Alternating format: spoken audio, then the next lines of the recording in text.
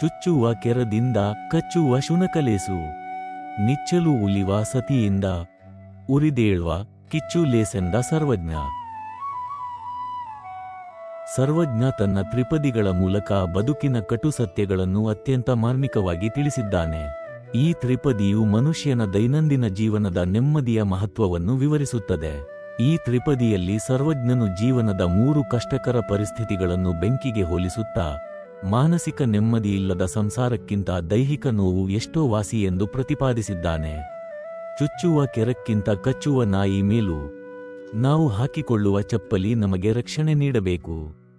ಆದರೆ ಅದೇ ಚಪ್ಪಲಿ ಪ್ರತಿ ಹೆಜ್ಜೆಗೂ ಪಾದವನ್ನು ಚುಚ್ಚುತ್ತಿದ್ದರೆ ಅಥವಾ ಕಡಿಯುತ್ತಿದ್ದರೆ ಅದನ್ನು ಧರಿಸಿಕೊಂಡು ನಡೆಯುವುದು ನರಕಯಾತನೆ. ಸರ್ವಜ್ಞ ಹೇಳುವಂತೆ ಇಂತಹ ಚಪ್ಪಲಿಯನ್ನು ಹಾಕಿಕೊಂಡು ಪ್ರತಿಕ್ಷಣ ನೋವು ಅನುಭವಿಸುವುದಕ್ಕಿಂತ ಒಮ್ಮೆ ನಾಯಿಯಿಂದ ಕಚ್ಚಿಸಿಕೊಳ್ಳುವುದು ವಾಸಿ. ಏಕೆಂದರೆ ನಾಯಿ ಕಚ್ಚಿದ ಗಾಯ ಒಮ್ಮೆ ನೋವು ಕೊಟ್ಟು ನಂತರ ಗುಣವಾಗಬಹುದು. ಆದರೆ ಚುಚ್ಚುವ ಚಪ್ಪಲಿ ನಮ್ಮ ಪ್ರತಿ ಹೆಜ್ಜೆಯನ್ನು ಕಷ್ಟವಾಗಿಸುತ್ತದೆ. ಜಗಳ ಗಂಟಿ ಹೆಂಡತಿಗಿಂತ ಬೆಂಕಿ ಮೇಲು. ಇಲ್ಲಿ ಸರ್ವಜ್ಞನು ಸಂಸಾರದ ಆಳವಾದ ನೋವನ್ನು ಉಲ್ಲೇಖಿಸುತ್ತಾನೆ. ಮನೆ ಎಂಬುದು ನೆಮ್ಮದಿಯ ತಾಣವಾಗಿರಬೇಕು. ಆದರೆ ಮನೆಯಲ್ಲಿರುವ ಪತ್ನಿಯು ದಿನದ 24 ಗಂಟೆಯೂ ಅಂದರೆ ನಿಚ್ಚಲು ಕಟುವಾಗಿ ಮಾತನಾಡುತ್ತಾ ಜಗಳವಾಡುತ್ತಾ ಅಥವಾ ಕಿರಿಕಿರಿ ಮಾಡುತ್ತಿದ್ದರೆ ಆ ಮನೆಯಲ್ಲಿ ಬದುಕುವುದು ಅಸಾಧ್ಯ.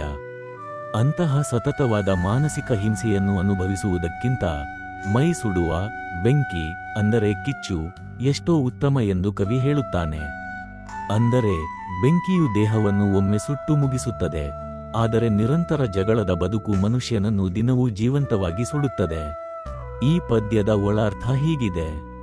ಮೊದಲನೆಯದು ಮಾನಸಿಕ ಆರೋಗ್ಯದ ಪ್ರಾಮುಖ್ಯತೆ. ದೈಹಿಕ ಗಾಯಕ್ಕಿಂತ ಮಾನಸಿಕ ಕಿರಿಕಿರಿ ಅಥವಾ ಅವಮಾನ ಮನುಷ್ಯನನ್ನು ಹೆಚ್ಚು ಕುಗ್ಗಿಸುತ್ತದೆ. ಹೊರಗಿನ ವೈರಿಗಿಂತ ಒಳಗಿನ ಶತ್ರು ಅಥವಾ ಆತ್ಮೀಯರ ಕಟುನುಡಿ ಹೆಚ್ಚು ಅಪಾಯಕಾರಿ. ಎರಡನೆಯದು ಸಾಮರಸ್ಯದ ಬದುಕು. ದಾಂಪತ್ಯ ಜೀವನದಲ್ಲಿ ಪರಸ್ಪರ ಪ್ರೀತಿ ಮತ್ತು ಗೌರವ ಇಲ್ಲದಿದ್ದರೆ ಆ ಜೀವನವು ಬೆಂಕಿಗಿಂತಲೂ ಭಯಾನಕವಾದುದು ಎಂಬ ಎಚ್ಚರಿಕೆಯನ್ನು ಇದು ನೀಡುತ್ತದೆ. ಮೂರನೆಯದು ಸಹನೆಯ ಮಿತಿ. ಮನುಷ್ಯ ಎಂತಹ ಕಷ್ಟವನ್ನಾದರೂ ಸಹಿಸಿಕೊಳ್ಳಬಲ್ಲ, ಆದರೆ ತನ್ನ ಸ್ವಂತ ಮನೆಯಲ್ಲೇ ಸಿಗದ ನೆಮ್ಮದಿಯು ಅವನನ್ನು ಹತಾಶೆಯ ತುತ್ತತುದಿಗೆ ತಳ್ಳುತ್ತದೆ ಎಂಬುದನ್ನು ಸರ್ವಜ್ಞ ಇಲ್ಲಿ ಮಾರ್ಮಿಕವಾಗಿ ಚಿತ್ರಿಸಿದ್ದಾನೆ. ಸಾರಾಂಶ: ಯಾವಾಗಲೂ ಕಿರಿಕಿರಿ ಮಾಡುವ ವ್ಯಕ್ತಿಗಳ ಜೊತೆ ಬದುಕುವುದಕ್ಕಿಂತ ಸಾವು ಅಥವಾ ಕಠಿಣವಾದ ದೈಹಿಕ ಶಿಕ್ಷೆಯು ಲೇಸು ಎಂಬುದು ಈ ಪದ್ಯದ ತಾತ್ಪರ್ಯ. ಸರ್ವಜ್ಞನು ಇಲ್ಲಿ ಕೇವಲ ಮಹಿಳೆಯನ್ನಷ್ಟೇ ಟೀಕಿಸುತ್ತಿಲ್ಲ, ಬದಲಾಗಿ ಶಾಂತಿಯಿಲ್ಲದ ಮನೆಯು ಬೆಂಕಿಯ ಮನೆಗಿಂತ ಕಡು ಕಷ್ಟ ಎಂಬ ಸಾರ್ವತ್ರಿಕ ಸತ್ಯವನ್ನು ನಮಗೆ ತಿಳಿಸಿಕೊಡುತ್ತಿದ್ದಾನೆ.